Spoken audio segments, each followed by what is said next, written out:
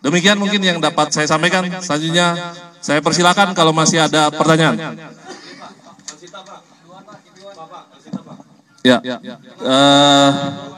TV One dulu ya. Setelah itu Elvina. Silakan mungkin dari Dirkrimum bisa menjawab. Izin Pak Duhan dari TV One, sebetulnya dapat dijelaskan apa kendala dari pihak kepolisian untuk menemukan Peggy Setiawan, mengingat kasusnya 8 tahun yang lalu dan baru dapat ditemukan saat ini. Dan lalu seperti apa update untuk pengejaran kedua DPO lainnya Pak? Terima kasih. Baik, terima kasih pertanyaan dari TV One. Terkait mungkin pertanyaan pertama nih, pertanyaan paling banyak kami terima. Kenapa kok lama? Yang pertama bahwa pasca kejadian PS ini kemudian meninggalkan kampung halamannya, dia pergi ke Katapang sebagaimana tadi dijelaskan oleh Pak Kabid Humas. Di sana dia tinggal satu kos bersama ayah kandung dan ibu tirinya. Namun PS tidak mengenalkan diri sebagai anak kandung daripada ayahnya. Di sana dia mengaku sebagai keponakan, demikian juga bapaknya mengenalkan kepada pemilik kos bahwa PS adalah keponakannya. Hal ini dikuatkan dengan keterangan pemilik kos yang sudah kita minta keterangan. Demikian juga nama sudah diganti, bukan lagi PS tetapi menggunakan nama Robi. Yang kedua, kenapa kita sulit untuk menemukan ini, bahwa tidak ada satupun pelaku lain yang berani menerangkan bahwa PS itu ini orangnya. Padahal mereka tinggal di satu lingkungan, bahkan ada teman sekolah ataupun teman bermain. Jadi kenapa kesulitan kita selama ini seperti itu? Karena memang saksi yang berani menerangkan itu belum ada. Akhirnya kita ajak bicara para tersangkanya sudah vonis dari hati ke hati, mereka menerangkan bahwa PS adalah ini orangnya. Sehingga kami bermudah untuk melakukan pelacakan. Itu kira-kira. Yang kedua betul.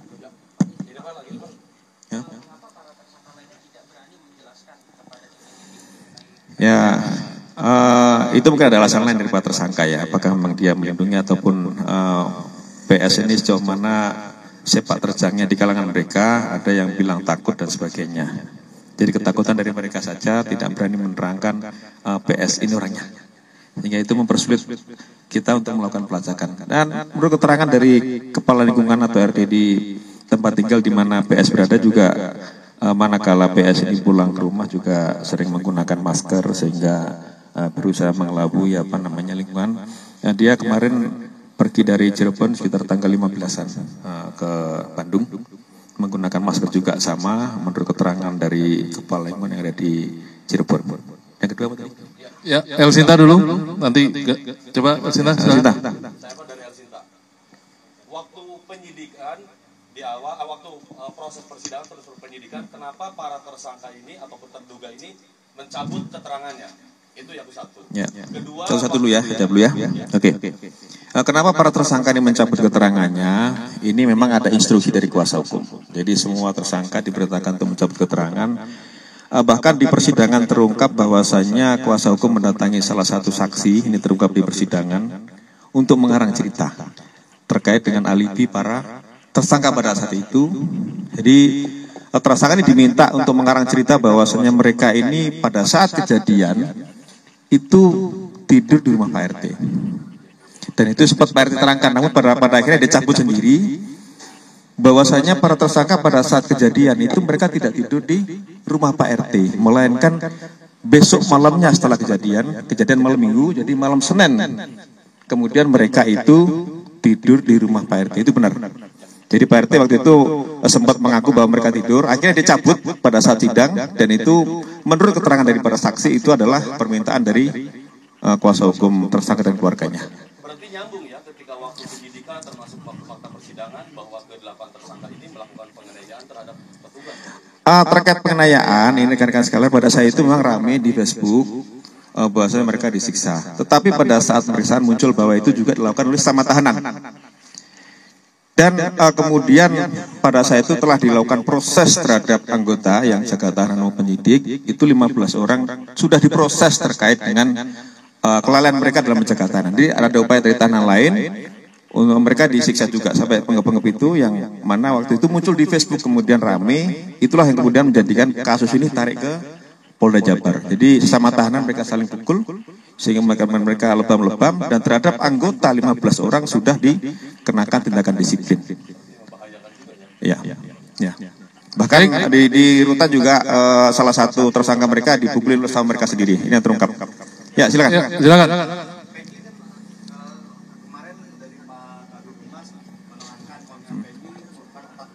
Ya, ya, ya.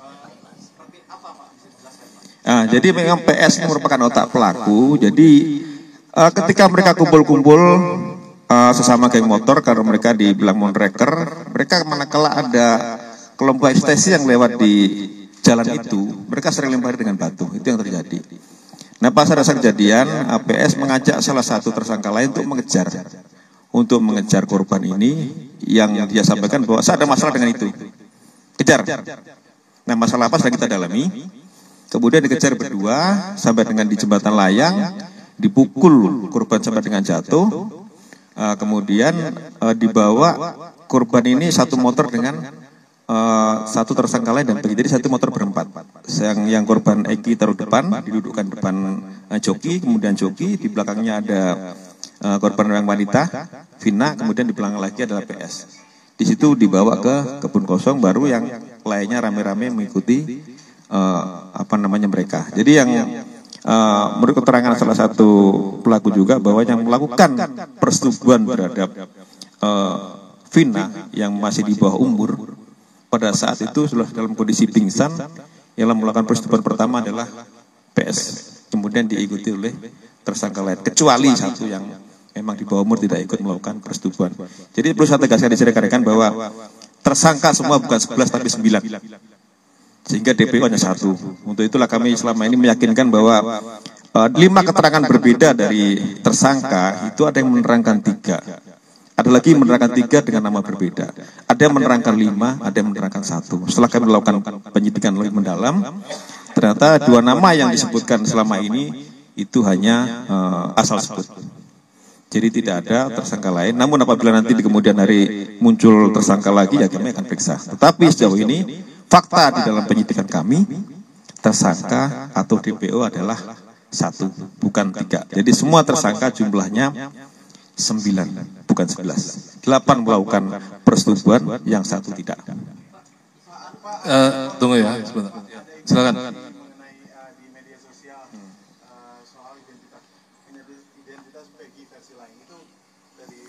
Ya, bahwa kita yakinkan PS adalah ini. Kita sudah menyita sejumlah dokumen terkait dengan identitas, kemudian juga motor yang digunakan kita sudah dapat STNK-nya, walaupun motornya belum dapat, tetapi STNK kendaraan yang digunakan pada saat kejadian kita sudah mengamankan. Nah, kita meyakinkan ini dengan sejumlah dokumen, baik kartu keluarga, kemudian ijazah dan sebagainya, kita yakinkan bahwa ini adalah PS atau Peggy Setiawan. Ya. Ya. Ya. Ya, itulah namanya juga ciri-ciri kan, semua bisa menyebut ciri-ciri. Itulah kami kenapa tidak memasang foto, karena tadi itu keterangan berbeda-beda dari tersangka, maka kami tidak pasang foto, juga tidak berusaha membuat sketsa. Manakala nanti perbedaan sehingga masyarakat juga tidak berasumsi bahwa PS ini siapa sih. Kami yakinkan dulu, yakinkan bahwa PS ini dan bahwa DPO berapa? 1, bukan 2. DPO tidak ada, itu asal sebut nama pada saat. Ya, itu sudah kami dalami, ternyata yang 2 yang atas nama Dani dan Andi itu tidak ada. Jadi yang benar DPO 1 atas nama PS. Ya. Itu kita dalami dulu ya, terkait dengan motor penciptaan. Nanti kita mau dalami saksi yang lain. Nah, sabar terkait hal itu. Tetapi pada saat PS menyampaikan kepada salah satu tersangka yang sekarang sudah menjadi narapidana, yang lain ikut melempar, tapi pada saat pengejaran hanya berdua. PS menyampaikan saya ada masalah dengan orang ini. Nah, tolong rekan-rekan ya, supaya tertib, tolong kita bergantian ya, karena mungkin masih banyak ini. Barangkali ada yang sebelum bertanya menyebutkan dulu dari media mana, sehingga kita kasih kesempatan untuk bergantian.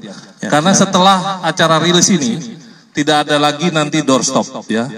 Tidak ada doorstop, jadi kami minta rekan-rekan manfaatkan kesempatan ini untuk bertanya, tapi tolong disebutkan medianya, sehingga kita akan beri kesempatan secara bergantian. Silakan dari belakang dulu. Ya, ya.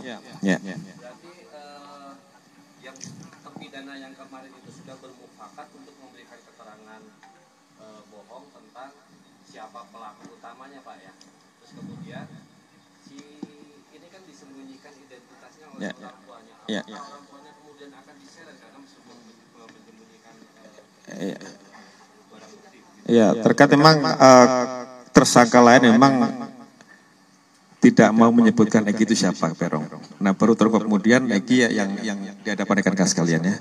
Terhadap orang tua pelaku atau PS sudah kita minta keterangan kemarin, baik itu bapak kandungnya, kemudian ibu tirinya, kemudian juga ibu kandungnya, kemudian juga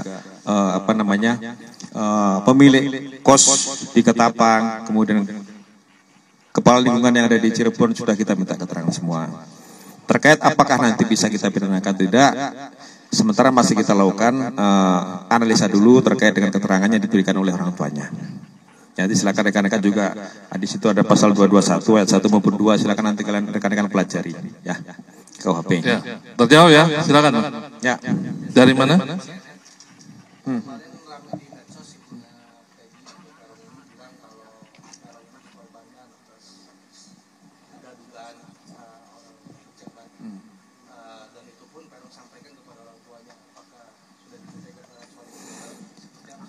Sudah, jadi perlu saya tekankan di sini bahwa tidak ada anak pejabat terlibat di sini. Kami sangat kooperatif dan transparan terkait penyidikan ini. DPO ya hanya satu, PS. Terkait dengan apapun yang disampaikan itu terserah silahkan, tetapi kami tetap berpegangan atau berpatokan kepada fakta penyidikan. Jadi tidak kita berasumsi maupun di media sosial dan sebagainya. Terhadap penyidikan yang kita lakukan, kita berpedoman kepada fakta, bukan asumsi. Ya. Oke.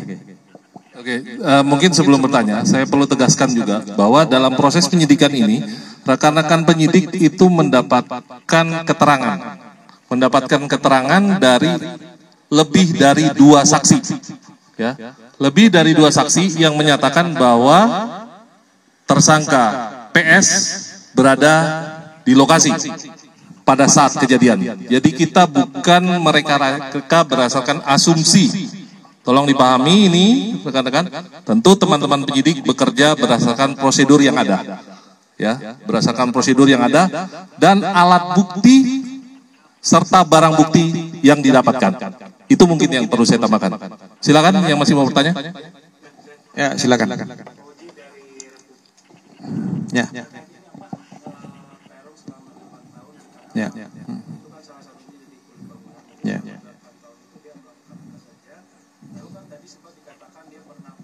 Ya, Cirebon, ya.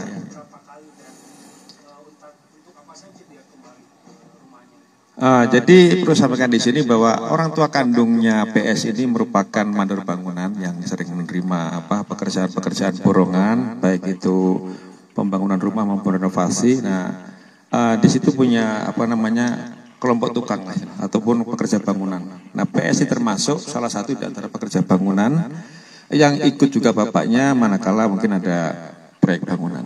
Dan perlu keterangan juga dari teman-temannya di sana bahwa PS memang sering keluar kampung, dalam artian dia bekerja sebagai tukang bangunan. Dia memang jarang pulang ke rumah. Selama pelariannya dia pernah tahun 2019 kembali ke Cirebon, kemudian balik lagi bekerja, kemudian balik ke Cirebon lagi, begitu terus. Karena memang dia sering mencari pekerjaan di luar kampung halamannya sebagai pegawai buruh bangunan. Kira-kira. Ya. Masih ada? Sana dulu mungkin belakang, silakan. Tempo. PS ini mengakui sangkaan itu kepada penyidik atau tidak? Terus yang kedua, untuk status DPO berarti sudah tidak ada lagi DPO. Ya, terhadap PS kami tidak mengejar apa itu pengakuan apakah yang bersangkutan itu pelaku tidak. Yang jelas saksi-saksi sudah kita dapatkan semua terkait keterlibatan PS sebagai otak daripada peristiwa ini. Jadi kita tidak memperhatikan lagi terhadap keterangan PS. Yang penting kita sudah mengumpulkan saksi-saksi kunci dan keterangannya sudah kita minta dari para saksi. Itu kira-kira. Tidak ada lagi DPO. Jadi DPO sudah kita tangkap hanya 1 orang. Akankah nanti penyebar hoax ini? Tunggu ya. Sabar. Silakan yang di depan. Dari mana? Kompas. Oke, silakan. PS ya. PS. Oke. Identitas ini tuh dipindahkan secara tertulis seperti KTP belakang atau hanya di akun Facebook atau seperti apa? Ya, yang pertama teridentitas ini nama panggilan. Demikian juga di akun Facebook juga menggunakan itu. Jadi di tempat tinggal kemarin ya terakhir PS ini menggunakan nama panggilan ya. Jadi ada menyebutkan Robi Irawan termasuk kepada tempat kosnya. Bapak kosnya ya, juga tahunya kosnya menyebut Robi Irawan.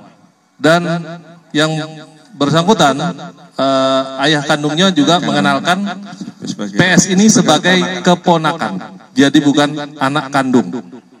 Padahal yang bersangkutan adalah ayah kandung dari PS, namun mengenalkan yang bersangkutan sebagai ponakan dengan nama Robi Irawan. Itu mungkin penegasan dari saya. Silakan yang masih bertanya, tunggu ya, gantian dulu, mungkin masih ada yang belum? Ya silakan. Dari mana?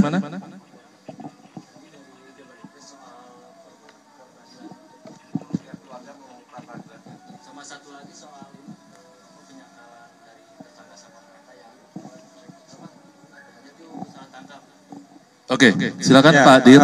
Terkait pra-peradilan kami belum menerima pemberitahuan surat terkait pra-peradilan. Namun manakala akan ada pra-peradilan itu adalah hak daripada tersangka. Dipersilakan saja untuk melakukan pra-peradilan, nanti kami akan hadapi pra-peradilan itu. Kemudian yang terkait salah tangkap semua sudah diuji di pengadilan. Jadi apapun keterangan yang dulu sudah pernah disampaikan oleh para pelaku, ini sudah diuji oleh pengadilan. Bahkan sampai ke tingkat kasasi. Dan itu sudah vonis, jadi saya kira itu tidak perlu dipersoalkan lagi ya. Tidak ada salah tangkap. Dan berarti orang tua ini sengaja menyembunyikan Peggy di kata dia selama 28 tahun itu dengan dia menyebut bahwa dia adalah keponakan ikut terlibat menyembunyikan. Ya, saya kira itu salah satu upaya dari keluarga mungkin menyembunyikan keberadaan daripada PS ini dengan mengelabui lingkungan bahwa nama bukan PS tapi Robi, panggilannya Robi. Itu dikuatkan dengan keterangan dari pemilik kos juga ya. Masih ada? TV One lagi. Ya, silakan.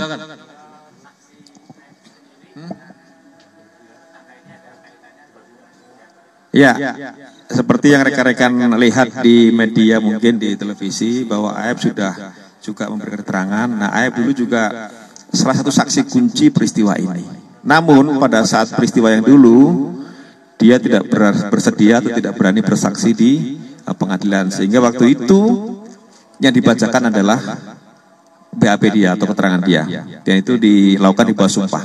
Tetapi sekarang kita sudah melakukan juga pemeriksaan pada yang bersangkutan, pemeriksaan ulang.